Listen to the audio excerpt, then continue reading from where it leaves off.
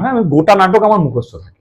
তো যে কোনো ধরো আমি যদি রিহার্সালে চা খাচ্ছি, কেউ একটা ভুলে গেছে, আমার কানে এলো, আমি পরের লাইনটা বলে দিতে পারি। আমি পিএইচডি পরীক্ষাটা দিতে চাই, দিয়ে আমার আসলে একাডেমিক্স এর প্রতি একটা ঝোঁক আছে, তো আমি চাই একটা একটা রিসার্চ একটা করে রাখি, পয়েন্টটাকে এমফাসাইজ করা যে আমরা এখানে ক্রমাগত কাজ করছি, ধারাবাহিকভাবে কাজ করছি।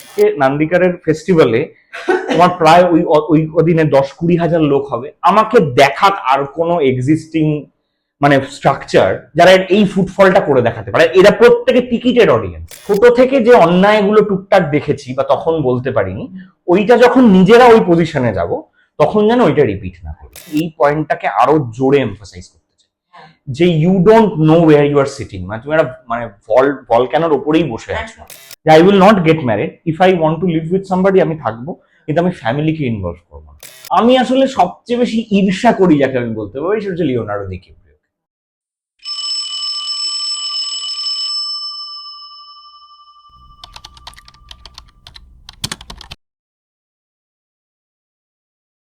আজকে যার সঙ্গে আড্ডা মারতে বসেছি, মানে সে আমার সন্তান সমপ্রায়, আমার অত্যন্ত ভালোবাসার ছেলে, এবং যার দিকে আমার মনে হয় যে এই প্রজন্মের সবাই, মানে আগের প্রজন্মে এই প্রজন্মের সবাই তাকিয়ে আছি আমরা আর কি তার দিকে, যে সে যেন দীর্ঘ বছর খুব ভালোভাবে অভিনয়, সব রকম অভিনয় করতে পারে, যাকে স্ক্রিনে দেখলেই আমার অন্তত প্রচন্ড ভালো লাগে। আমি ওর যা যা কাজ দেখেছি, প্রথম যখন ওকে দেখেছি ছোট ছেলে, আমি চমকে গেছিলাম যে বাবা কবে শিখলো এত অভিনয়। তো আজকে তার সঙ্গে কথা বলবো, আমাদের আপনাদের সকলের খুব ভালোবাসার ছেলে ঋতব্রত। নমস্কার ঋতো, বলো। তোকে ইন্টারভিউ করতে বেশ মজাই লাগছে। এই ইন্ট্রোডাকশনটা অসাধারণ, আমি এটা কেটে আলাদা করে রেখে দেবো। একদম ছোটবেলা তুই আমার শান্তিদার ছেলে। তো মানে এটা সেদিনকে শান্তিদার সাথে কথা হচ্ছিল, মানে শান্তিদারা যখন প্রথম সেই ওয়ার্কশপে গেছিল তখন আমি একদম ছোট, তখন দেখতাম আর কি ওদের, সে আমাদের একটা সময় হয়েছে। এবারে তুই, এটা আমার খুব ইন্টারেস্টিং লাগে আর কি দেখতে, যে যেহেতু আমিও খুব ছোটবেলা থেকে মা বাবার দৌলতেই থিয়েটারে এসে দৌড়ি করতাম, আমি বিদীপ্তা, আমরা ছোটবেলায় ফোয়ারার কাছে ছুটোছুটি করতাম। পরবর্তীকালে থিয়েটার করার আনন্দ পেয়েছি, ছোটবেলায় তো অত বুঝতাম না, আর ওরকম তো ফর্মাল কিছু ভাবে শেখানো হয়নি। কিন্তু আমার এটা খুব ভালো লাগে যে এই যে ন্যাচারালি যে আমরা এসেছি কি ভালো লাগার জায়গা থেকে, এবং অন্য কোনো ফ্যামিলিতে এটা হচ্ছে, এটা দেখতেও খুব আনন্দ হয় আমার নিজের। তা আমার তোকে যেটা প্রশ্ন, সেটা হচ্ছে তোর একদম ছোটবেলার কথা আমি জানতে চাই, যে how what was it like growing up in a family, যেটা মানে থিয়েটার ফ্যামিলি বা পারফর্মারদের ফ্যামিলি, মানে তার হার্ডশিপস এবং তার আনন্দ সবটা বল। প্রথমেই থ্যাংক ইউ ইন্টারভিউটা করার জন্য, আমারও খুব মজা লাগছে, তো খুবই ভালো লাগছে। আর তোমাদের নতুন স্পেসটা এসেও খুব ভালো লাগছে। তো একটা হচ্ছে যেটা তুমি বললে যে থিয়েটার ফ্যামিলি বা সেই অর্থে পারফর্মারদের ফ্যামিলি, বাবার দিকে বা আমার মায়েদের দিকে কেউই ছিল না প্রায় বলতে গেলে। আমার মায়েরা হচ্ছে পুরোটাই, আমার মামা বাড়ি হচ্ছে ঝাড়খণ্ডে চক্রধরপুর বলে একটা জায়গায়, ফুল রেল ফ্যামিলি, মানে দাদু রেলে, অমুক রেলে, সে রেলে, পুরো রেল ফ্যামিলি, রেলের বিভিন্ন পোস্ট। এটা আমার সাথে মেলে। আমার দাদুর ফ্যামিলি হচ্ছে এলাহাবাদ, আমার দাদু রেলের চাকরি করতেন। আমার দাদু রেল, ছোট মাসি রেল, মানে রেলের মানে বিভিন্ন পোস্টে, মানে একটা ট্রেন নিয়ে নিলে ওরা সবাই বিভিন্ন পোস্টে কাজ করবে এরকম। এবার বাবাদের দিকে একজনই মানে খুব নাম করা, মানে দেবাশিস দাশগুপ্ত, তাজু কাকার বাবা, তাজু কাকাই, দেবপ্রতিম দাশগুপ্ত, ওদের ফ্যামিলিটা যারা থিয়েটার বা পারফর্মিং আর্টসের সাথে যুক্ত ছিল। এবার বাবারও তুমি শুনেইছো বা অনেকেই জানেন আর কি, যে বাবারও থিয়েটারে আসাটা ওইটা হঠাৎ করেই একরকম। কিন্তু আমার খুব মানে সৌভাগ্য এটা, যে আমি যখন বড় হচ্ছি তখন অলরেডি নাট্যবানন বলে একটা দল এক্সিস্ট করে, এটা অনেকেই জানেন, বা একটা দল মোটামুটি তার ইনিশিয়াল যে অসুবিধার বছরগুলো পেরিয়ে গেছে, এবং তখন রেগুলারলি অভিনয় হচ্ছে, শো করছে। 1999 মা যখন ধরো বিয়ে করে এসে, তখন কন্টিনিউটি বলে আমাদের ওই নাটকটা হচ্ছে, যেটা মানে বেশ নাম করেছে ইত্যাদি। এই সময়টায় আমি দেখতে পারতাম যে বাড়িতে ধরো জিনিস আসছে, প্রপ এনে রাখা হচ্ছে, কোনো জামাই ফেলা হয় না, ফোন খারাপ হয়ে গেলেও ফোনটা রেখে দেওয়া হয়। এইটা একটা অদ্ভুত ব্যাপার, যে সেইটার মধ্যে আমি একটা অদ্ভুত ভালো অ্যাডজাস্টমেন্ট দেখেছি। আর বাড়িতে সবসময় প্রচুর লোক, বাড়িতে লোকজন, অসুবিধা হয়নি কখনো? এইটাই একটা অ্যাডজাস্টমেন্টের ব্যাপার যেটা আমি এখনো দেখি। সেটা হচ্ছে আমার মা কমপ্লিটলি নন পারফর্মিং আর্টস এর একটা ব্যাকগ্রাউন্ড থেকে আসছে, বাবাও তাই, আমার ঠাকুমাও তাই ছিলেন। ঠাকুমাদের একটা আইডিয়া ছিল যে দেবাশিস দা ও থিয়েটারের কাজ করে, থিয়েটারে খুব পরিশ্রম যায়, এই একটা আইডিয়া ছিল। কিন্তু সেই একদম করে গিয়ে তো কেউ দেখেনি। এইটা একটা অ্যাডজাস্টমেন্ট, এই যে প্রপের জিনিস আজকে আমার বাড়ি আসতে পারে, কালকে কেউ একটা জামা ফেলে দিচ্ছে, হঠাৎ দেখে মনে হয় না ফেলো আপনার, ওটা অমুক নাটকে লেগে যাবে, সারাক্ষণ বাড়িতে লোক। এখন যেটা হয়েছে, মা যেরকম একদম স্ট্রিক্টলি বলে দেয় যে নাটকের জিনিস আলাদা ঘরে রাখো, কারণ ওইটা কনফিউজ হয়ে গেলে খুব মুশকিল হবে। ওই একটা অ্যাডজাস্টমেন্ট আমি ছোট থেকে দেখেছি। তারপর ধরো আমি যখন নাটক দেখতে গেলাম, আমার মূল জায়গাটা হচ্ছে ইন্ট্রিগ, আর কিছুই না। আমি ভীষণ কৌতূহলী, আমি এখনো খুব কৌতূহলী যে বিভিন্ন, আমি প্রথম নাটক দেখতে যাই হচ্ছে ওই কন্টিনিউটি সূর্য শিকার পরপরই। এবার আমার খালি মনে হতো, কত বয়স তখন? তবে 3-4 বছর বয়স, আমি দেখতে যেতাম। এবার আমি খালি ভাবতাম যে এই যে বেরিয়ে গেল ডান দিককে, কোথায় গেল কোথায় গেল? আচ্ছা ওই যে বললো রাজপ্রাসাদে যায়, তাহলে ওখানে নিশ্চয়ই ওখানে রাজপ্রাসাদ আছে। হ্যাঁ ওই দিকে, আচ্ছা ওইখানে যে গেল জঙ্গলে, তার মানে আচ্ছা আমাকে তোরা জঙ্গলটা দেখাচ্ছি না। এবার আমি খুব দেখে যেতাম যে আমাকে ওইখানে কেন নিয়ে গেলে না। এটা ছোটবেলায় টিভিতেও হতো, দেখতে টিভিতে তো ওইদিকে এক্সিট নিলে আমি দেখতাম যে কোথায় গেল। এবারে এইসব করতে করতে আমার এখনো মনে আছে, অবশ্যই দিনক্ষণ গুলো মনে নেই, আমার স্মৃতিটা এক্স্যাক্টলি মনে আছে। রবীন্দ্র সদনে, পুরনো যখন রেনোভেট হয়নি, রবীন্দ্র সদনে সূর্য শিকারের শো ছিল, তুলিকা বসু পাঠ করতেন ইয়েতে। তুলিকা বিবিকে আমি বলেছি যে তোমরা ওই যে ওখানে গেলে, ওই আমার দেখা বলছে ওখানে ওখানে কি আছে দেখবি, চল বলে নিয়ে গেছে। আমি হার্ট ব্রোকেন, কি এখানে কিছু নেই, চৌকি আর হলুদ আলো সেই রবীন্দ্র সদনের। আমি চিঠি কি, আমি হার্ট ব্রোকেন হয়ে গেলাম। আমি বাবাকে বললাম এগুলো কি তোমরা এই যে বলো, বাবা বললো এগুলো সব বানানো। এবার তখন বাবা বুঝলো যে আমার একটা কৌতূহল আছে। তারপর বাবা যেটা করলো, আমাকে একদিন একটা ওই পুরোনো টেকনিশিয়ান স্টুডিও একটা সিনেমা শুটিং দেখাতে নিয়ে গেল। এবার আমি ঢুকেই দেখছি বা কি সুন্দর, সামনেটা তো দারুণ। এবার যেই ঘুরে গেছি দেখছি থার্মোকল আর কাঠ, আবার আমি হার্ট ব্রোকেন। আর হয় না যে ওরা হেলাম দিলি পড়ে গেল দেওয়ালটা। বাবা বলছে এগুলো ধরিস না, এগুলো কিন্তু দেয়াল না। এবার ওই ওই আমার তুই যেটা বলছিস এক্স্যাক্টলি এটা আমার হয়েছিল ঘরে বাইরের সেটে, বুঝলি তো? দেখছি আকাশ সমান, সামনে গিয়ে দেখছি সমস্ত পেইন্টিং করা আকাশ। এবার এইটা থেকে আস্তে আস্তে যখন ইন্ট্রিগটা আমার মানে প্রশ্নগুলো উত্তর পেতে শুরু করলো, তখন আমার বেশ মজা লাগলো। তারপরে একটা ঘটনা চক্রে, ওই আমাদের সূর্য শিকার নাটকটা যখন হতো, একটি বাচ্চার পার্ট ছিল, সেই পার্টটা করতে আমি ঢুকলাম। কিন্তু সেই পার্টটা করতে ঢুকে যেটা হলো সেটা হচ্ছে ওই মানে দলে, এরকম তো দলে বলা হয় না যে কাল থেকে তুমি অমুকটা করবে, কিন্তু ওই যে সবাই কিছু না কিছু করছে এবং সেগুলো শুধু অভিনয় নয়, শুধু মঞ্চে ওঠাটুকু নয়, বাকিটাও করছে, সেইটার একটা আন্ডারস্ট্যান্ডিং হলো আমার। তখন আমাকে দায়িত্ব দেওয়া হলো ওই সবাই হেঁটে শিফটিং আর মার্কিং হয়ে গেলে ওই ওপরের রস্ট্রাম গুলো পরিষ্কার করতে হবে। তখন আমার 4-5 বছর বয়স। কিন্তু সেইটা করতে, সেটা নাকে রুমাল টুমাল বেঁধে দিত, দিয়ে ওইটা সব আমার চেনা বল।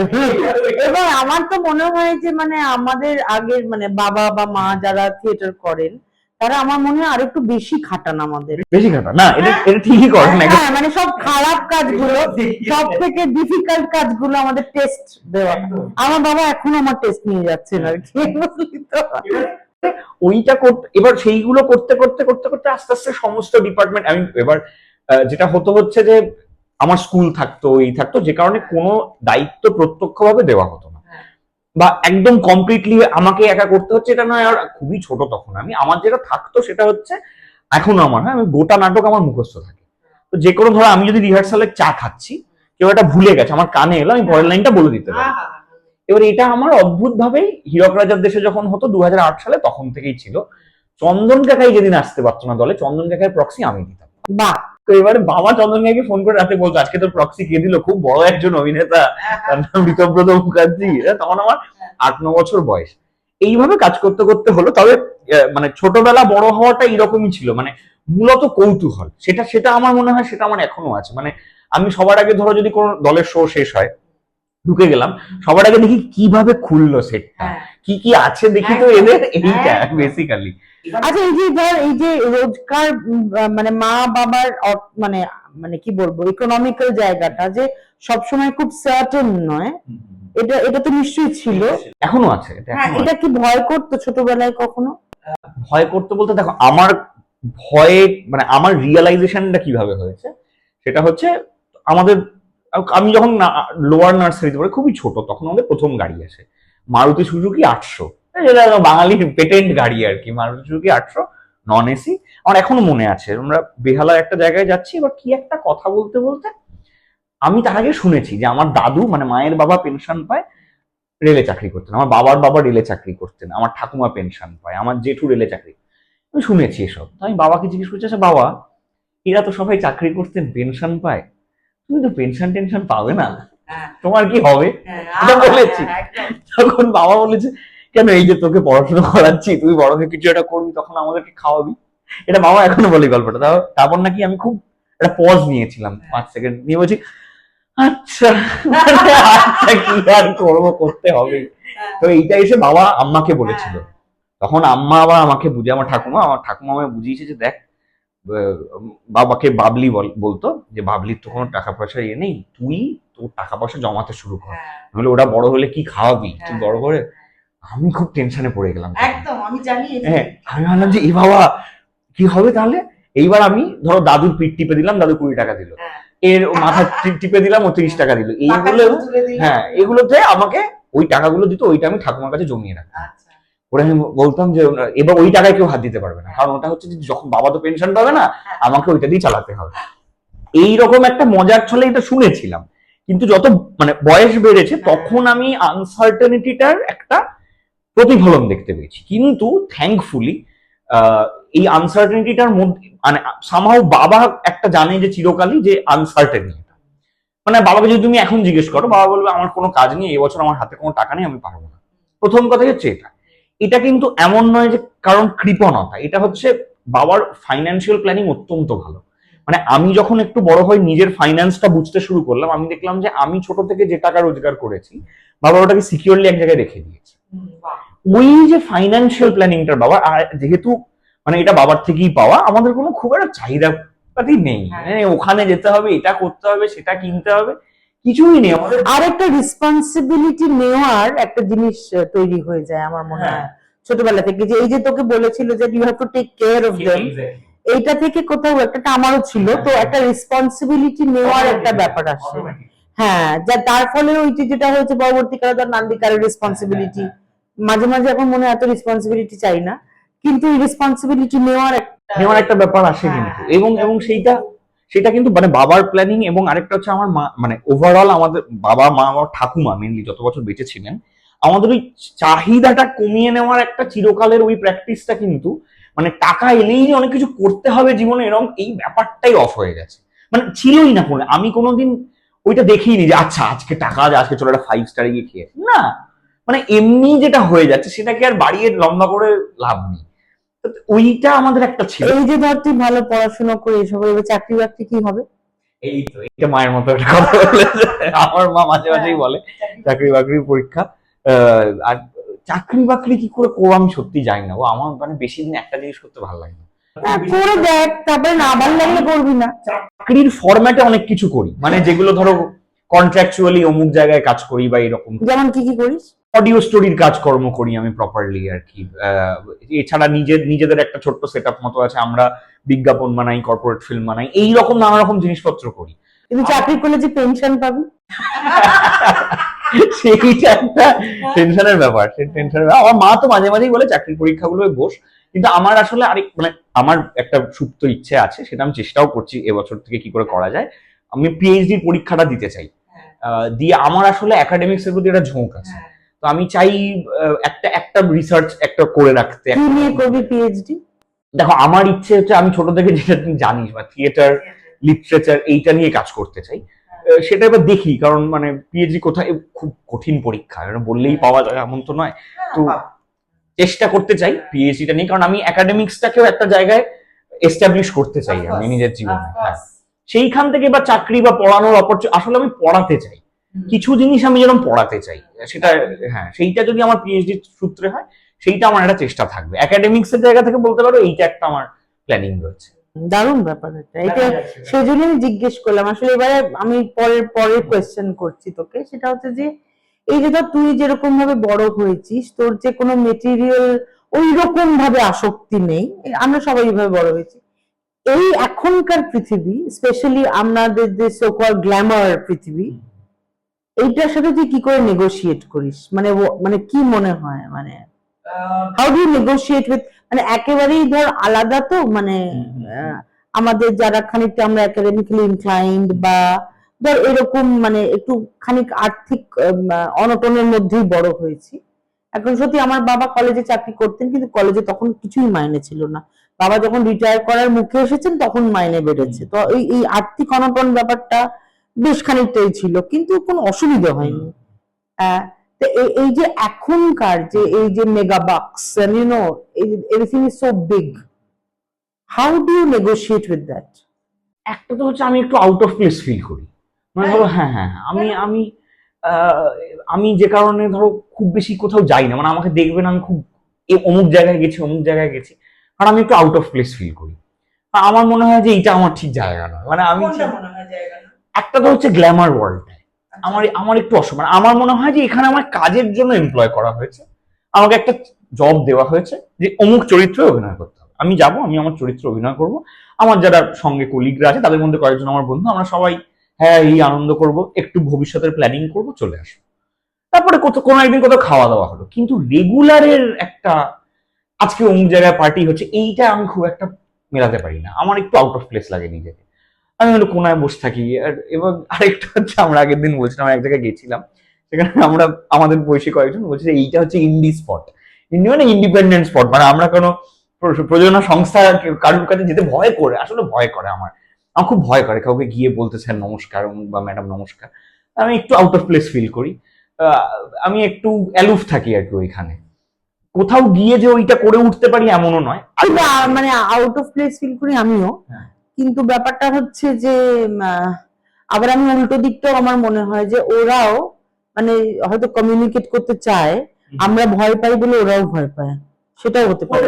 এবার দেখো আমি খুব আউটগোয়িং হয়ে চেষ্টা করে দেখেছি কমিউনিকেট করার, প্রথমে আমিও এটা ভাবতাম যে আচ্ছা ওরা ভাবতে পারে যে আমি হয়তো স্নব, এমনি থিয়েটার লোককে নিয়ে লোকে ভাবে যে ওরা কথা বলবে না, ও খুব স্নব, আমার এরকম কোনো ব্যাপার নেই, কিন্তু আমি বহু লোকের সাথে কথা বলবি, কথা বলে দেখেছি আমি না অনেক সময় বেশিরভাগ সময় মেলাতে পারছি না, কারণ একটা হচ্ছে আমার একটা রাগের জায়গা, কি মেলাতে পারছিস না, সেটা হচ্ছে ধরো প্রথম যে কথাটা দিয়ে শুরু হয় বাংলায় আর কি ভালো কাজ হচ্ছে, আমার না তখন মনে হয় যে এই ভদ্র লোক বা ভদ্র মহিলা মানে থিয়েটারে চত্বর মানায়নি বোধহয় 25 বছর হয়ে গেল, মানে কোনো আইডিয়াই নেই যে কি কি হচ্ছে, মানে আমি এক এক সময় সত্যি আমি যখন কলকাতায় নাটক দেখি আমি মাথায় হাত দিয়ে বসে থাকি, আমি ভাবি যে কি করে ভাবলো, আমার প্রথমে রাগ হয় নিজের উপর, আমি কেন পারলাম না এটা ভাবতে, আমি তাও ভাবি যে এত ভাবনার দীনতা, মানে কলকাতাতেই তো হচ্ছে, মানে just take out an evening and go and watch a theatre show, they don't feel wanted, এটাও হতে পারে, আমি জানি না কেন এটা, কিন্তু মানে এবার তারপর আমি আমি আমি তখন খুব হামলি বলি, কিন্তু আমি এটা কোনো প্রাইড নিয়ে বলি না, আমি বলি যে একদিন মানে একদিন দেখো না, মানে বা অমুক অমুক পেজটা সাবস্ক্রাইব করো, ওরা অমুক হলে কি কি নাটক সারা মাস আছে ওরা দিয়ে দেয়, ও আচ্ছা ঠিক আছে দেখবো, মানে সেইটার জন্য একটা আউট অফ প্লেস ফিল করি। আরেকটা হচ্ছে আমি সবসময় মেলাতে পারি না, কারণ কথাটা কিছু একটা নিয়ে হচ্ছে, মানে ধরো রিল নিয়ে কথা হচ্ছে, আমি পারি না মেলাতে, মানে সেটাও তো একটা জীবনের ধরন, অবশ্যই আমি খুব রেসপেক্ট করি, কিন্তু আমি মেলাতে পারি না, আমি just saying that. But isn't it fun to have like so many different people who are, দারুণ লাগে, সেটা দারুণ লাগে, আমি সবার কথা শুনি, বাট আমার মনে হয় যে সেই জন্য তোর না, this is not an advice, আমি আসলে এটা তোকে বলছি কারণ আমার এক্স্যাক্টলি সমস্ত তোর যা হয় আমারও তাই হয়, কিন্তু আমি এগুলো বিভিন্ন জিনিসগুলোতে নেগোশিয়েট করার চেষ্টা করি, দেখার জন্য যে আমার থেকে কিভাবে আলাদা and what I can pick up from that person. আমি এই প্র্যাকটিসটা আমি খুব রিসেন্টলি শুরু করেছি, সেটা হচ্ছে ধরো আমি মানে বিভিন্ন জায়গায় গিয়ে সেদিনকে বাবা মাকে বলছিলাম যে প্রবলেম ধরো এটা মানে খুব ভালো করে বুঝতে পারবে, থিয়েটার দলের লোকেরা বুঝতে পারবে যে মানে সবটা নিজেদের হাতে করতে হচ্ছে, এই প্রবলেমটা পৃথিবীর সমস্ত অর্গানাইজেশন, অ্যাসোসিয়েশন, কোম্পানি সব জায়গায় আছে, প্রত্যেকটা সংগঠনের মনে হয় যে আমার সবটাই সবচেয়ে বড় সমস্যা, এবার এইটা দেখতে খুব ইন্টারেস্টিং লাগে আমার, ধরো কেউ একটা বলছে যে আমার ও ধরো পাড়ার প্রবলেম যে আমি খিচুড়ি বেশি পেয়েছি লাবড়া আমাকে দেয়নি, এটা এদের সংগঠনের প্রবলেম, এরা আমাকে এক্সক্লুড করছে, তার মানে কি মানে in their own rightful way they have a bubble, ওইটা দেখতে আমার খুব ভালো লাগে, আমি অনেকক্ষণ তাকিয়ে দেখি যে তাই না, মানে এইটাও এক ধরনের থট, কিন্তু তো এইভাবে আমি আরো দেখার চেষ্টা করি। এবারে তোকে আমি বলি যে তোর নিজের থিয়েটার নিয়ে কি কি প্ল্যান, জীবন নিয়ে কি প্ল্যান, কি মানে প্রেম নিয়ে কি প্ল্যান? কি জানি না কি প্ল্যান। আমি এমনিতে খুব অর্গানাইজ, খুব প্ল্যান করে চলার চেষ্টা করি। করতে গিয়ে দেখেছি যে সবসময় হয় না। যদি না হয় সেটা নিয়েও আমি খুব একটা রিজিড নই যে কেন আমার প্ল্যানের মতো হলো না। যদি দেখি যে খুব রিজিড হয়ে যাচ্ছি, চেষ্টা করি নিজেকে ঠিকঠাক ইয়ে করার। আদারওয়াইজ আমি একটু ফ্রি ফ্লোয়িং, মানে যেরকম যেটা হচ্ছে সেভাবে। অবশ্যই আমার কিছু প্ল্যান আছে, কিন্তু সেইটা সব সময় যে আমি খুব আর সবার সাথে মেলাতে পারি এমন নয়। যেমন ধর আমি এটা খুব রিসেন্ট এক্সাম্পল দিচ্ছি, আমার বন্ধু বান্ধবদের সাথে কথাবার্তা হচ্ছিল যে বম্বেতে গিয়ে চেষ্টা করার। আমি আবার এটা খুব একটা পক্ষপাত কোনোদিনই ছিলাম না। আমি এটা কোনোদিনই ছিলাম না। মানে আমি যে চরিত্রগুলো করতে চাই না সেটা আমি কোথাওই করতে চাই না। সেটা হিন্দি ছবি আমাকে বেশি লেভারেজ দেবে বলে আমি ওখানে গিয়ে করবো না। আমি যেটা করতে চাই না আমি সেটা করতে চাই না, কোথাওই করতে চাই না। যে অমুক জায়গায় গিয়ে একটা অন্য ভাষা শিখে এখানে চেষ্টা, আমার এইরকম কোনো বাসনা কোনোদিনই ছিল না, বা এখনো যে খুব একটা আছে নেই। এবার অবশ্যই পরিস্থিতি আমাদেরকে কি করাবে আমিও জানি না, কিন্তু যদি করতে বাধ্য হই নিশ্চয়ই হয়তো করবো। কিন্তু আদারওয়াইজ আমার এমন কোনো প্ল্যান নেই যে এটাই করতে হবে। কিন্তু তুই তো বম্বেতে ফাটিয়ে দিয়েছিস ছোটবেলাতেই। সেটা অল্প টুকটাক কাজকর্ম, বিজ্ঞাপন। ওটা অল্প টুকটাক ছিল না, ওটা দারুণ ছিল। Thank you. বাট সেইটা বাদ দিয়ে আমি মানে আলাদা করে সেই রকম কোনো প্ল্যানিং আলাদা নেই।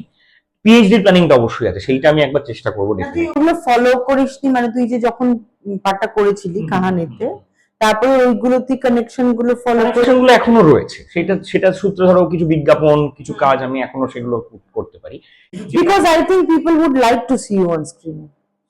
হ্যাঁ, আমার মনে হয় সেটা, মানে আমি এটা জানি, মানে তোর কিন্তু বেশ ভালো রকম একটা ফ্যান ফলোইং আছে, মহিলা ফ্যান ফলোইং আছে, they would like to see you আর কি। এই চেষ্টা কিন্তু চলে, মানে ধরো অডিশন দেওয়া সারা বছর সেই প্রক্রিয়াগুলো চলে। সেইটা যেভাবে চলছে চলুক আর কি, মানে সেটা যদি কিছু ক্লিক করে যায় করে যাবে। আদারওয়াইজ পিএইচডি প্ল্যানিংটা তো অবশ্যই একটা রয়েছে। আরেকটা যেটা আমার দীর্ঘদিনের প্ল্যান, যেটা বছর দুয়েক হলো আমি করতে পেরেছি, সেটা হচ্ছে নিজেদের একটা টিম করা। মানে আমরা ছোট, মানে বন্ধু বান্ধব ছোট্ট সেট আপ করেছি, আমরা নিজেরা কিছু কর্পোরেট ফিল্ম বানাতে পারি। মানে খুব ছোট ব্যবসা, তারা একটা তাদের বিজ্ঞাপন বানাতে চাইছে, তাদের বিজ্ঞাপন, কিছু বিজ্ঞাপনী ছবি এইরকম আমরা বানানোর চেষ্টা করছি, টুকটাক করছিও ইনফ্যাক্ট।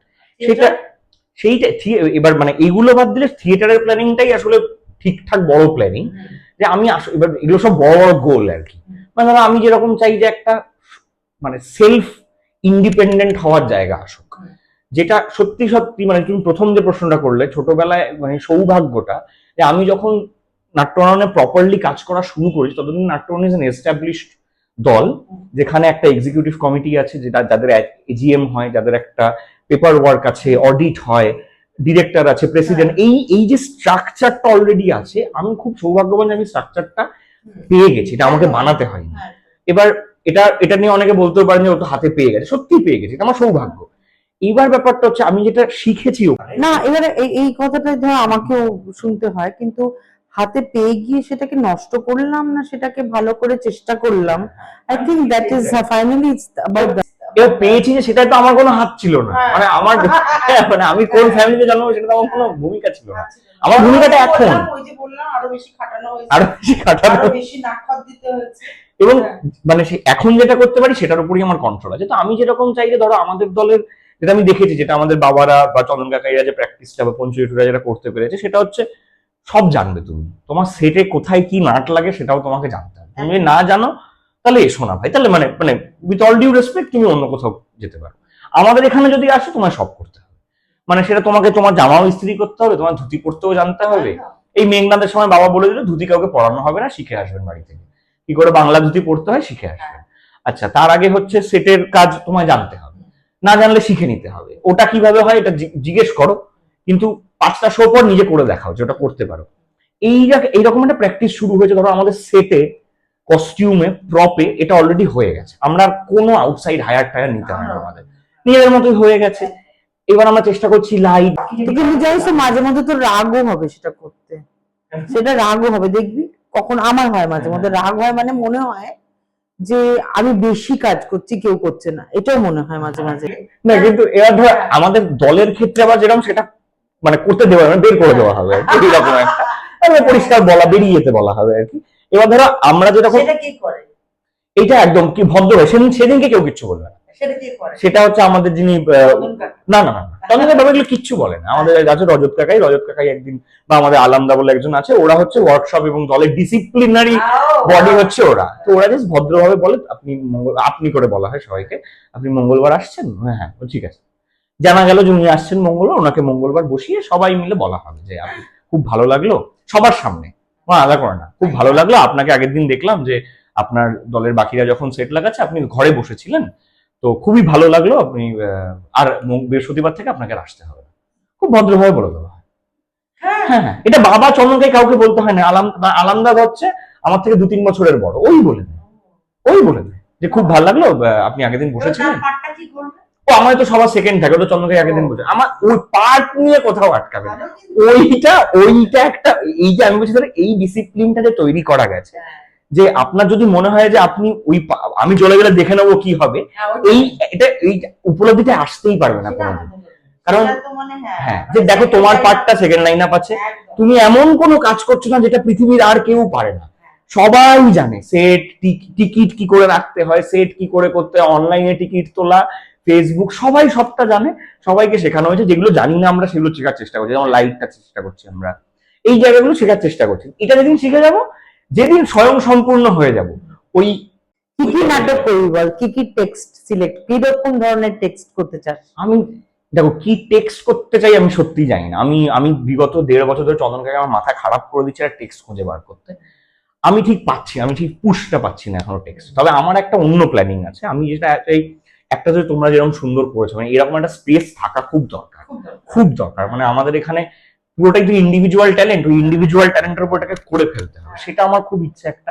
আমার নিজের যেটা মনে হয় সেটা হচ্ছে যে অনেকে মনে করে যে যারা থিয়েটার করে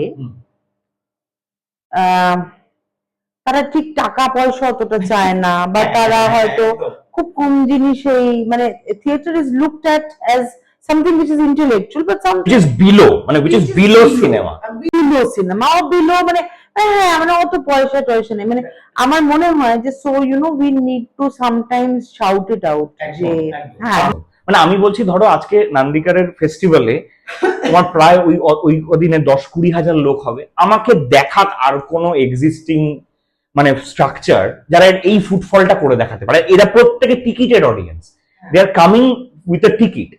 এই হঠাৎ মানে করুন প্রশ্নটা, আচ্ছা তোমাদের থিয়েটারে টাকা পয়সা ওঠে? আমি এরকম পরিষ্কার বলি হ্যাঁ ওঠে। আমি এটা বলে পজ নিই না। আর একটা কথা আমি আগের দিনই করেছি, এখন কলকাতার থিয়েটারের কি অবস্থা? দারুণ, হ্যাঁ অসাধারণ বলে আমি চুপ করে বসে থাকি, আমি রিয়াকশনটা দেখি, পজ, তারপরে কিচ্ছু বলি না। রিয়েলি আচ্ছা টাকা পয়সা ওঠে না? উঠে বেশি হয়ে যায়, if you know how to do it, উঠে বেশি হয়ে যায়। তাই আচ্ছা তাহলে কাগজে যাই, আপনি থিয়েটার দেখেন কি, দেখুন বুঝে যাবেন কি হয়। ওই যে সবসময় বিলো মনে করা হয় যে, তবে আস্তে আস্তে থিংস আর চেঞ্জিং।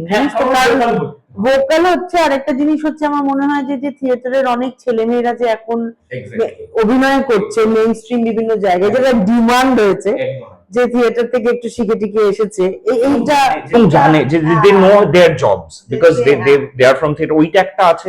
এবং সেইটা একটা মানে ওইটাকে একটা জায়গায় আনা, যে ধরো বলা হয় কলকাতার বড় শহরগুলো, মানে ভারতবর্ষের বড় শহরগুলোতেই নাকি ধারাবাহিকভাবে থিয়েটার করা যায়, আমরাও তো করি। আমার যেরকম ইচ্ছে হচ্ছে যে যখন থিয়েটার ডিরেক্ট করবো, যে ধরনের টেক্সট নিয়ে কাজ করবো, তবে আমার মনে হয় না যে বাংলার মতো এত থিয়েটার কোথাও হচ্ছে, পশ্চিমবঙ্গের মতো আই ডোন্ট থিঙ্ক। এই পয়েন্টটাকে আমার মানে তুমি বলো আমার আগামী থিয়েটার প্ল্যানিং, আমি এই পয়েন্টটাকে আরো জোরে এমফাসাইজ করতে চাই, যে you don't know where you are sitting. মানে তুমি একটা মানে ভলক্যানোর উপরেই বসে আছো, আর রাগিও না ভলক্যানোটাকে, এবার ফেটে দেওয়া হবে কিন্তু। কারণ বারবার না আমার মনে হয় আমাদেরকে খোঁচানো হয়, আচ্ছা এখন হয় থিয়েটার, মানে এই যে করোনার শটটাই না আমি বুঝতে পারি না। তুমি জানিস এই খোঁচানো হয় বলেই পরপর আমরা চেতে থাকি যে তোর এরকম বললো, আচ্ছা ঠিক আছে দেখে নেবো। আজকে খুব সুন্দর বলি নান্দিকার ফেস্টিভ্যালের কথা। আমার এখানে একটাই কথা বলার নান্দিকার ফেস্টিভ্যাল নিয়ে, যেটা আমি এই যাদের সাথেই কথা বলছি আমার খুব ভালো লাগছে, এই যে আমাদের পরবর্তী জেনারেশন যারা, বা আমার সমবয়সী, যেমন আগের দিন জয়রাজ বললো, সৌরভ পালদীপ বললো, ঋতুব্রত বলছে, এই যে নান্দিকার ফেস্টিভ্যাল তো 84 সাল থেকে শুরু হয়েছে, এটা তো একটা লেগেসি। কিন্তু দ্য থিং ইজ যে এখন সবাই বলছে যে বাবুদি এটা কিন্তু শুধু তোমার বা নান্দিকারের ফেস্টিভ্যাল নয়, এটা আমাদের ফেস্টিভ্যাল সকলের। So if you are ever in some kind of a problem, আমরা কিন্তু উই উইল টেক ওভার, মানে আমরা কিন্তু তোমাকে সব রকম ভাবে সাহায্য এবং ভালোবাসা। এইটা একটা দুর্দান্ত বিষয়, যেটা আমার প্রত্যেকবার যখন একটু একটু ভয় করে, টাকা পয়সা নিয়ে ভয় করে ইত্যাদি হয়, তখন এই প্রচুর লোক একসাথে এসে যে ভালোবাসা দিয়ে সাট করে জড়িয়ে ধরে না, সেটা একটা দারুণ। সেইটাকেই না আমার যেটা মনে হয়, ধরো তুমি যেটা তখন জিজ্ঞেস করলে যে এই সময়কার যেটা দেখি আর কি, তাদের সাথে কিভাবে আমি রিলেট করি, আমার যেটা মনে হয় সেই প্র্যাকটিস গুলো আস্তে আস্তে আমাদের জীবন থেকে চলে যাচ্ছে, is not because of Kolkata ও ওয়েস্ট বেঙ্গল। লার্জলি পৃথিবী রিলস এর ফরম্যাট দেখো এখন, everything is about how to be more, how to get more, আরো আরো আরো। এইটাই না আমাদের যে ইনহেরেন্ট কোয়ালিটিটা, যে আরে ঠিক আছে দাঁড়া না, যতটুকু আছে করে খাই দেখি সবাই মিলে, ওইটাকে ধরে রাখার একটা মানে, সেই জন্যই আমি বলছি ধরো যদি 16 থেকে 25 প্রতি বছর নান্দিকা ফেস্টিভ্যাল নামে আমরা কি হলো, এই দেখ তো পেজটা চেক করতো শিডিউলটা বেরিয়েছে কিনা, এইটা কিন্তু একটা প্র্যাকটিস। এই যে প্র্যাকটিসটা বছরের পর বছর ধরে বিভিন্ন ভাবে আমরা করে যেতে পারছি, এইটাই আমার মনে হয় আমাদের কাছে একটা স্টার্ক ফ্যাক্টর। তো সেইটাকেই আমার, তুমি যদি বলো আমার থিয়েটারের প্ল্যানিং, আমার আসলেই ওইটা, যে এই পয়েন্টটাকে এমফাসাইজ করা, যে আমরা এখানে ক্রমাগত কাজ করছি, ধারাবাহিক ভাবে কাজ করছি, এবং আমি তোকে একদম ইন্টারভিউ ওপেনলি বল যে আমি চাই যে তোরা পরবর্তীকালে নান্দিকা ফেস্টিভ্যাল প্ল্যানিং কর। সেদিনকে বলেছি, সৌরভকেও বলেছি যে একটা দেখা যাক কি হয়, বুঝতে পেরেছিস তো, সো দ্যাট আস্তে আস্তে ইট বিকামস এভরিবডিজ ফেস্টিভ্যাল।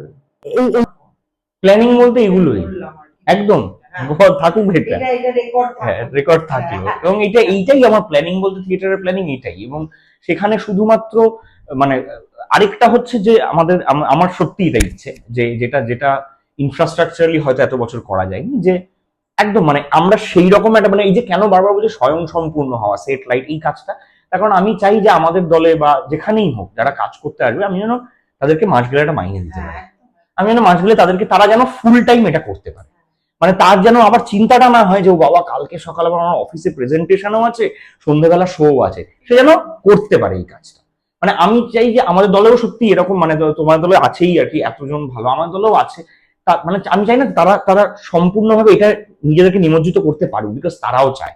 অনেক সময় আর্থিক অনেক টানাটানি আসে, কিন্তু সেইগুলোকে কাটিয়ে উঠে ওরা করতে পারুক আর কি, মানে ওই স্ট্রাকচারটা নিজেদের মতো করে যতটা তৈরি করা যেতে পারে, সেইটা একটা ইচ্ছে আছে। বাকি টেক্সট ডিরেকশন সেগুলো হয়ে যাবে, আমি চাই যে স্ট্রাকচারাল এই জায়গাগুলোয় আমরা একটু ঠিক হতে পারি। আরেকটা যেটা এটা তুমিই বলেছিলে আমাদের নাট্যনরের যে আমরা ইন্টারভিউটা করেছিলাম আগামীর জন্য, যে ছোট থেকে যে অন্যায়গুলো টুকটাক দেখেছি বা তখন বলতে পারিনি, ওইটা যখন নিজেরা ওই পজিশনে যাব তখন যেন ওইটা রিপিট না করি। That's it. এবারে আমি তোকে যেটা জিজ্ঞেস করি, প্রেমের কথা বল। কি বলবো? তো যা ইচ্ছে বল। প্রেম, তো বিবাহ প্ল্যানিং আছে কিনা? বিবাহর প্ল্যানিং নেই, কোনোদিনই নেই। না, এইটা একটা খুব সিরিয়াসলি, হ্যাঁ এটা সিরিয়াস, কোনোদিনই না না, তার একটা অন্য কারণ আছে, complete different set of reasons. সেটা খুব ব্যক্তিগত একটা কারণ, মানে আমি কাউকে যিনি বিয়ে করতে চান তাকে, মানে ইন অল দেয়ার মানে রাইট, তারা করুক, আমি রেসপেক্ট করি, আমি যাবো খাবো, যা যা হেল্প করতে বলবে আমি সব করে দেবো, ফুল কেনা থেকে শুরু করে সব করে দেবো।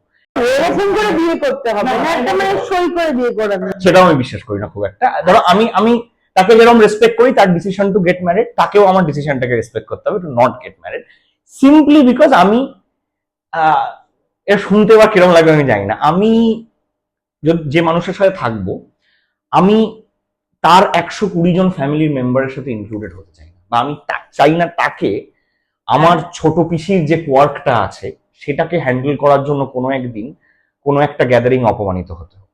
কারণ এটা তো বিয়ে করলেও না হতে পারে, মানে এটা আমি দেখেছি, যেহেতু ধরো কিছুতেই খুশি করা যায় না, অনেক সময় হয় না আত্মীয় স্বজনদের কিছু খুশি করা যায় না, এবার সেইটা না অনেক বড় একটা ইস্যু হয়ে দাঁড়ায়, যে কোনো এক মাসি বা পিসি বা জেঠি বা জেঠু সেদিনকে তাকে চা অফ মানে বলেনি কেউ গিয়ে, যে জেঠু আপনি চা খাবেন, মানে হয়তো সে প্রচন্ড ব্যস্ত ছিল, হয়তো সে অ্যাপোকালিপস আটকাতে যাচ্ছিল, কিন্তু তাও জেঠুর কাছে ইম্পর্টেন্ট হচ্ছে কেন তাকে চাটা বলা হয়নি। এবার এটার জন্য কোনো একটা আলগা কমেন্ট টুয়ার্ডস মাই পার্টনার চলে আসতে পারে, যে তোমরা তো এরকমই বা এইরকম একটা, সেটা তো প্রেম করলে লিভিং করলেও হতে পারে, বিয়ের সাথে কি ব্যাপারটা? আমি আমার ওই ইনস্টিটিউশনটার প্রতি কোনো মানে ফ্যান্টাসি নেই, আর সত্যি কথা বলতে আমার মনে হয় যদি দুজন একসাথে থাকতে চায়, দুটো মানুষ, তারা সারা জীবন একসাথে থেকে যাক, তাদের যদি কখনো মনে হয় এটা শৈশাবুত করে নেবো বা করে নেবো, কিন্তু মেয়েটির যদি কখনো মনে হয় যে না আমি বিয়ে করতে চাই, না আমি যেরকম যদি এটা তার মনে হয় যে ছেলেটা রেসপন্সিবিলিটি শার্ট করছে বলে বলছে যে হ্যাঁ আমি প্রথম দিন বলে দিই, আমি বলে দিই যে মানে আমি কিন্তু কোন রকম কোনো ফর্মাল সরকারি স্ট্যাম্প মারা কোনো কিছুতে, if you are okay with it মানে তাহলে ঠিক আছে। মানে সৌভাগ্যক্রমে আমি যাদের সাথে প্রেম করেছি তারা মানে they were of the similar belief. এবং আমি তোমায় বলছি আমাদের প্রজন্মের অনেকের এটা আছে, আমার ভাই বোনেদেরই আছে, যে I will not get married, if I want to live with somebody আমি থাকবো, কিন্তু আমি ফ্যামিলিকে ইনভলভ করবো না, কারণ it's a lot of complication আর কি চলে আসে যেভাবে। এটা কিন্তু আমাদের প্রজন্মের অনেকের, মানে আমাদের কাছে এখন বরং বিয়ে করতে চাই এরকম বন্ধু বান্ধব খুঁজে পাওয়া মুশকিল হয়ে গেছে। হ্যাঁ, আমাদের বন্ধু মানে ধরো আমার যারা বন্ধু বান্ধব তাদের মধ্যে একটা ক্লিয়ার সেট আছে, বিয়ে করব, বাড়ি কিনবো, এই করব, বাচ্চা কাচ্চা করবো, হয়ে গেল। তাদেরকে আমরা রেসপেক্ট করি, ইকুয়ালি ওরাও আমাদেরকে রেসপেক্ট করে যে ওরা তো কোনোদিন বিয়ে থা করবে না, একদম পরিষ্কার। তাহলে অনেক মেয়েরা খুব দুঃখ পাবে রে। না ঠিক আছে, আমি তো বললাম, আশা করি আমি ক্লিয়ার করতে পেরেছি ব্যাপারটা কেন ব্যাপারটা। হ্যাঁ, এবারে তোকে শান্তিদা আর চন্দনদা এই দুজনকে নিয়ে কিছু কিছু বলতে হবে। আমার মা বলে যে আমার বরের দুটো বিয়ে, আমার বরের দুটো বিয়ে, একজন স্ত্রী আমি, আরেকজন স্ত্রী হচ্ছে নাট্য বলে, আরেকটা স্ত্রী নাট্য বানানো আর কি বেসিক্যালি।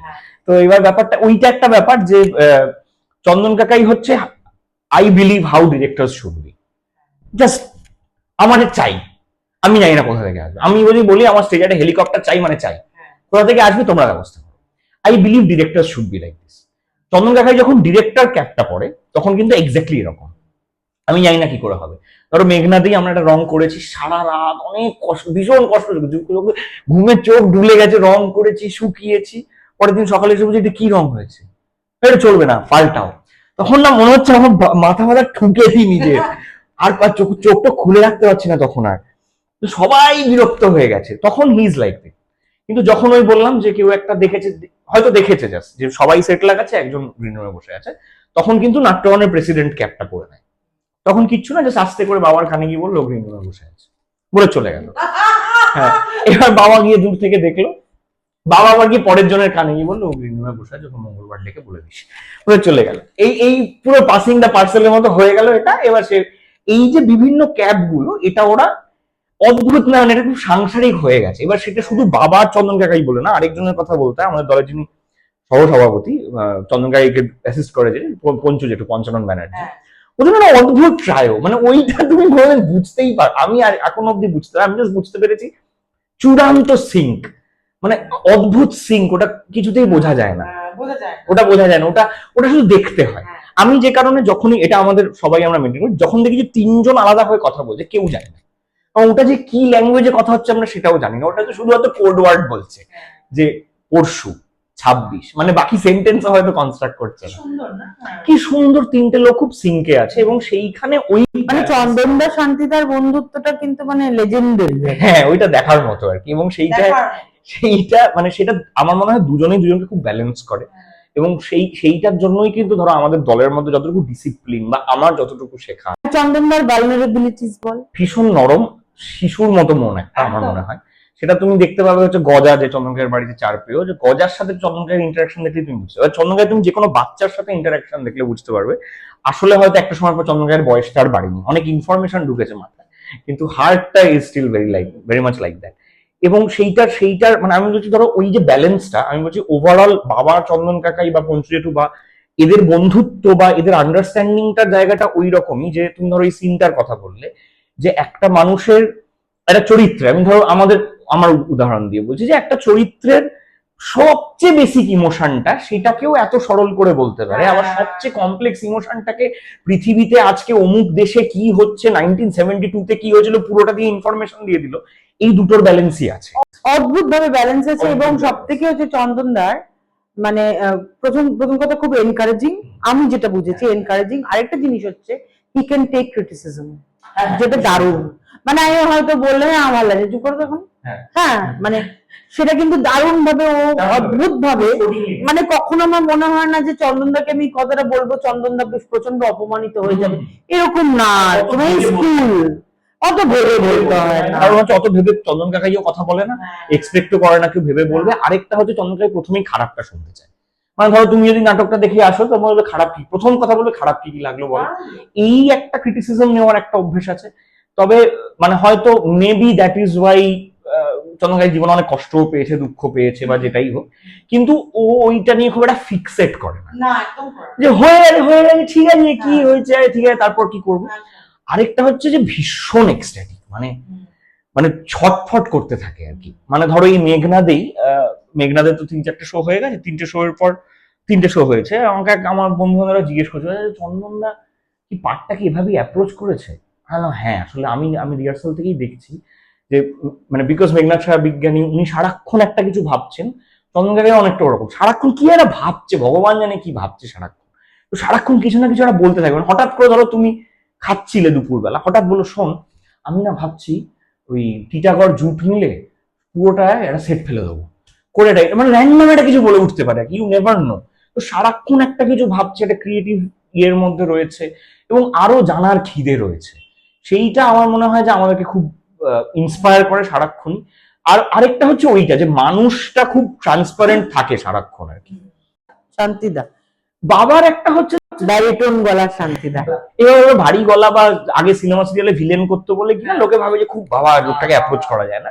আসলে আমার বন্ধু বান্ধবরা জানে বাবা হচ্ছে মোস্ট অ্যাপ্রোচেবল, মানে ভেরি ফানি। সারাক্ষণ তুমি গল্প করতে বসলে সারাক্ষণ গল্প করবে, প্রচুর কথা বলে, ইন হিজ রাইট স্পেস প্রচুর আড্ডা মারবে, প্রচুর ছ্যাবলামি মারবে, নানা রকম করবে আর কি। মানে ধরো আমাদের দলের নিয়ম হচ্ছে যে দলের মধ্যে কারোর ফোন বেজে উঠলে 500 টাকা দিতে হবে, ফোন হারিয়ে গেলে খাওয়াতে হবে, ফোন কিনলে খাওয়াতে হবে, গাড়ি কিনলে খাওয়াতে হবে, চাকরি পেলে কিছু না কিছু হলে খাওয়াতে হবে। এইটার মেন হোতাটা হচ্ছে বাবা, এই উদ্যোগটার যে নেয় যে এই ও তোর নতুন ফোন না টাকা বের কর বলে গিয়ে মানে সে মানি ব্যাগ টানি ব্যাগ হাত থেকে নিয়ে নেবে যে টাকা দে আজকে সিঙ্গাড়া খাওয়া হবে আজকে, এই রকম ভীষণ ফানি আর কি। আবার যখন যেখানে সিরিয়াস হতে হয় ভীষণ সিরিয়াস। এবং আমার মনে হয় ওইটা মানে বাবা চন্দ্রকাই দুজনের ক্ষেত্রে, হ্যাঁ চন্দন কাকাই বাবা দুজনেই খুব দিলদরিয়া লোক, নইলে 10তলা বাড়ি বানিয়ে ফেলতে পারতেন। ওরা যদি দিলদরিয়া না হতো তাহলে মানে এতদিনে অনেকগুলো আমাদের বিএমডব্লিউ থাকতো। হ্যাঁ ওইটা আর কি একটা ব্যাপার, মানে ভীষণ দিলদরিয়া। এবং আরেকটা হচ্ছে যে আমার যেটা সবচেয়ে অবাক লাগে, এখনো আমার সবচেয়ে অবাক লাগে সেটা হচ্ছে ওই মানে যে বিশ্বাসটা থেকে এখনো আসে, মানে সেটা আমার আসলে মানে সবাইকে সিনিয়রদের সবাইকে দেখলেই আমার সেটা একটা অবাক বলতে আমি বলছি ইন এবং সেটাই শেখার মনে হয় যে এই যে প্যাশনটা যে জায়গাটা থেকে এখনো আসে, the way they approach everything, the curious mind আর কি। মানে ধরো বাবা এই মেঘনাদে জওহরলাল নেহেরু করছে, মানে আমি খালি দেখছি, আমি একদিন ইউটিউব খুলে দেখছি সব রিসেন্ট সার্চে শুধু নেহেরু। মানে এই যে স্টিল এখনো যে মাথার মধ্যে সারাক্ষণ এটাই চলতে থাকে। মানে ধরো আমি বাড়িতে 2টো মেঘনাদ সাহার বই নিয়ে এসেছিলাম আমার বন্ধুর থেকে, বাবা দেখে আরো 3টে বই নিয়ে এসে, মানে এই যে কনস্ট্যান্ট এই পার্সুটটা কোথা থেকে আসে, মানে সেটা শুধু বাবা চন্দনকাই বলেন, আমি সিনিয়র সবার থেকে শিখি, ভগবান জানি এটা কোথা থেকে আসে কিউরিয়াসিটি। দারুণ জিনিস, এটা অদ্ভুত লাগে, অদ্ভুত লাগে। আচ্ছা আমাকে বলতো প্রিয় অথর কে, তো প্রিয় ফিল্ম মেকার কে সারা পৃথিবীর কনটেক্সটে, আর তো প্রিয় অভিনেতা অভিনেত্রী কে? প্রিয় তো আমি দেখো বলতে পারবো না, কারণ ফেভারিটও নেই আমার কাছে। আমি তোমাকে যেটা বলতে পারি খুব মুশকিল বলা, না আমি তোমাকে মানে আমি তোমাকে বলতে পারি যে আমার রিসেন্ট, না আমি তোমাকে রিসেন্ট এবং আমার পছন্দের ক্লোজ টু মাই হার্ট আমার মনে হয় সেটাও আমি আমার সিলেবাসের সূত্রেই পড়েছি। মানে মানে with all due respect to all the greats আর কি, আমি কারো পলিটিক্যালি কারেক্ট থাকতে চাই এই ব্যাপারে। আমার একটা খুব পছন্দের উপন্যাস হচ্ছে বিলাভেড বলে একটা উপন্যাস আছে টনি মরিসনের, খুব সম্ভবত, হ্যাঁ বিলাভেড বলে, অসাধারণ উপন্যাস, আমরা কলেজে পড়েছিলাম। আমার ওই টেক্সটটাকে নিয়ে আমার খুব কাজ করে, তুমি তখন জিজ্ঞেস করছিলে আমার ওই টেক্সটটাকে নিয়ে খুব কাজ করার ইচ্ছে। অদ্ভুত একটা টেক্সট, মানে কিভাবে রেসিজমকে নিয়ে কাজ করেছে ভাবা যাচ্ছে না আর কি। সেটা আমার ভীষণ প্রিয় একটা। আরেকটা মানে ওই চিনুয়া আচেবে বলে একজন লেখকের থিংস ফল অ্যাপার্ট আমার ভীষণ পছন্দের একটা। তো ইউ লাইক দিস আর কি, দিস জনর বলে নয়, আমার জাস্ট ওই মানে সাবঅল্টার, বাট আমার জাস্ট মনে হচ্ছে যেভাবে বলেছে কথাটা আর কিছুই নয়। মানে ধরো আমি বলছি সিনার্স বলে একটা ছবি দেখলাম আমি রিসেন্টলি, মাইকেল জর্ডান অভিনয় করেছে, অদ্ভুত মানে কিভাবে মানে ঢুকিয়েছে এই, আমি যে কারণে জর্ডান পিলের ছবি আমার খুব ভালো লাগে, গেট আউট ধরো প্রথম ছবি যেটা, ওরা কিন্তু তার আগে কি অ্যান্ড পিলে কমেডি স্কেচেস এই রেসিজম নিয়েই করতো, কিন্তু এত আন্ডারলাইন করা, গেট আউট এত সুন্দর করে বুঝিয়ে দিয়েছে যে রেসিজম কি করে আমাদের শিরায় শিরায় ঢুকে গেছে বা আমেরিকাতে। আমার ওই আন্ডারলাইনিংটা খুব ভালো লাগে। তারপর ধরো আমার খুব মানে আমার অভিজ্ঞতাই পড়াতেন ঘটনাচক্রে, সেটা হচ্ছে আমাদের একটা বাংলাদেশের সাহিত্য নিয়ে একটা কোর্স ছিল কম্পারেটিভে। সেখানে একটা উপন্যাস পড়েছিলাম সূর্যের দিন বলে, খুব সম্ভবত হুমায়ুন আহমেদের উপন্যাস, if I am not wrong, সূর্যের দিন। আমি হয়তো রাইটারের নামটা ভুল বলছি, কিন্তু ওই উপন্যাসটার লাস্ট লাইন ছিল যে একটা সূর্যের দিন দেখার জন্য বাংলাদেশের 30 কোটি মানুষ প্রাণ হারালেন, দিয়ে উপন্যাসটা শেষ হতো। মানে ওই উপন্যাসটা পড়ে না আমি, আর অভিজ্ঞতা শুরুই করেছিলেন ক্লাসটা ওই লাইনটা বলে, যে উপন্যাসটা শেষ হয় এই লাইনটা নিয়ে, ভেবে না এবার কি হতে পারে। আরেকটা বই আমি এখন মাঝে মাঝেই পড়ি, খুব ভালো লাগে, সেটা হচ্ছে নটি নবনীতা বলে একটা বই আছে, নবনীতা দেবসেনের। ওনার বিভিন্ন লেখাকে এক জায়গায় করে লিখেছে, একটা অসাধারণ সেগমেন্ট আছে সেখানে, যে ভালো কবিরা কেন খারাপ কবিতা লেখেন, এইরকম সব নানা রকম লেখা আছে ওনার, খুব ভালো বই। আরেকটা বই আমার খুব পছন্দের, একটা পার্সোনাল, যেহেতু তুমি বলে ফেভারিট বলতে, আমি একটা বই যেটা আমি বারবার রিভিজিট করতে পারি সেটা হচ্ছে টিউজডেজ উইথ মরি বলে একটা বই আছে, মিচ অ্যালবমের। সেটা হচ্ছে একজন বয়স্ক প্রফেসর, তার এএলএস হয়ে যাচ্ছে, আস্তে আস্তে তার সব নার্ভ অফ হয়ে যাচ্ছে, তিনি সোশ্যাল সাইকোলজির প্রফেসর।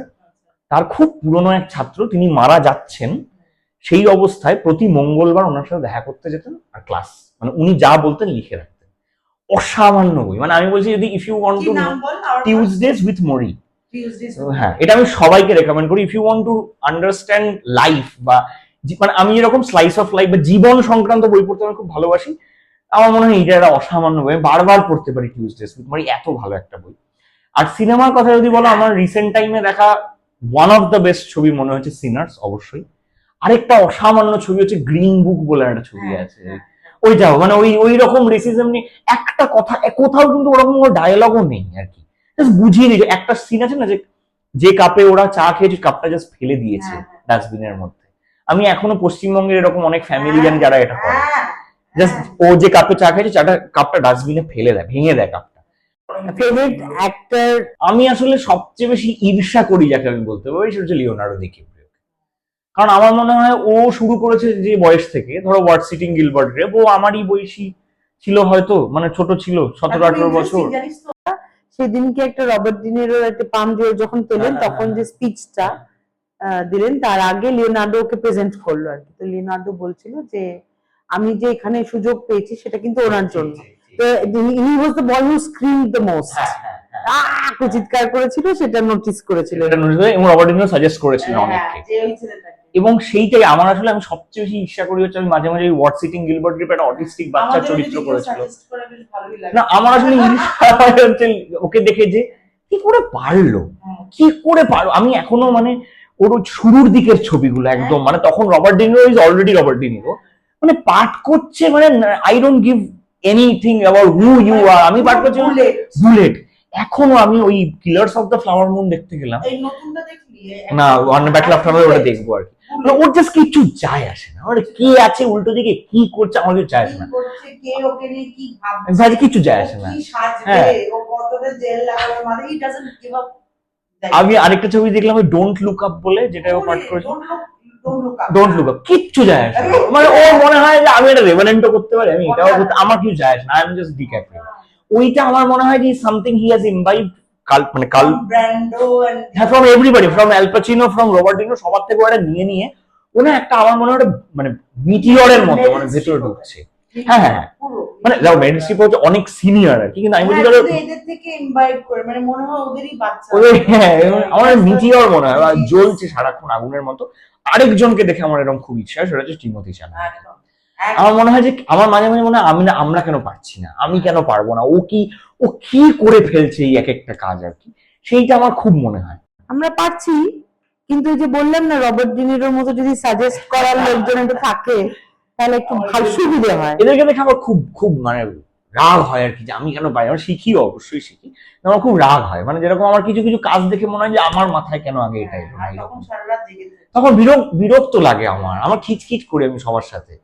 আর লোকে জিজ্ঞেস করে কি হয়েছে, আমি না বোঝাতে পারি না কি হয়েছে, কারণ ভাববে যে ও জেলাস হচ্ছে, আসলে জেলাসই নয়, আমার জাস্ট মনে হচ্ছে যে আমার মাথায় কেন আসেনি এটা, কেন আগে এলো না আমার মাথায় এইটা, আর বিরক্ত লাগে। মানে ধরো এরকম হয় চন্দন কাকাই হঠাৎ করে একটা কথা বলে দিল, আমি রেগে গেলাম প্রথমে, যে ওর মাথায় কেন আগে এলো, আমি আমি তো ক্যারেক্টারটা করছি, আমার মাথায় কেন আগে এটা এলো না। এবার আমি খিটখিটে হয়ে গেলাম, দলে আর কারোর সাথে কথা বলি না, চুপ করে বসে থাকি পিছনে গিয়ে। এই আর কি, এই ধরনের। হ্যাঁ, এরকম চলবে। আর ইতিমধ্যে আমরা তাকিয়ে থাকবো ঋতুর দিকে, যে ও, আমি চাই যে ও খুব বড় একটা চাকরি করুক। আমি চাই যে ও থিয়েটারকে একাডেমিক্যালি রিসার্চ করে আরো বেশি, মানে একটু অন্য রকম ভাবে, অন্য অন্য ধারায় আরো অনেক উপরে নিয়ে যাক। সবাই খুব ভালো থাকবেন। আর যা যা প্রশ্ন আপনারা করতে চান আমাকে বলবেন, তাহলে পরে যদি এক্সটেন্ডেড আরো কথাবার্তা হয় তখন আপনাদের জিজ্ঞেস করবো। লেম প্রশ্ন করবেন না প্লিজ, ভালো প্রশ্ন করবেন। আমাদের দল নাট্যবানন, মানে আমরা আবারও, মানে উই আর অনার্ড যে নান্দিকার জাতীয় নাট্য উৎসবে আমরা আবার আমন্ত্রিত হয়েছি, এবং এবছর 42তম নান্দিকা জাতীয় নাট্য উৎসব 2025-এ আমাদের নবতম প্রযোজনা মেঘনাদ, বিশ্ববরেণ্য বিজ্ঞানী মেঘনাদ সাহার জীবন, সময়, কাজ ও ভাবনা অবলম্বনে সুদীপ্ত ভৌমিকের লেখা নাটক মেঘনাদ, সেটা আমরা পারফর্ম করছি 22শে ডিসেম্বর সোমবার একাডেমি অফ ফাইন আর্টস মঞ্চে সন্ধ্যে 6:30টায়। আপনারা সকলে আসুন। নান্দিকা জাতীয় নাট্য উৎসব তো আমাদের সকলের কাছে একটা সেলিব্রেশনের মতো উৎসবই আসলে ওটা, এবং শীতকালে এইটা না থাকলে আমাদের শীতকালটা একটু ইনকমপ্লিট মনে হয়। প্রচুর ভালো ভালো নাটক আছে, আপনারা আসুন, দেখুন, এবং যদি সময় পান অবশ্যই মেঘনাদ নাটকটাও দেখতে আসবেন। নির্দেশনা এবং নাম ভূমিকায় চন্দন সেন। ধন্যবাদ।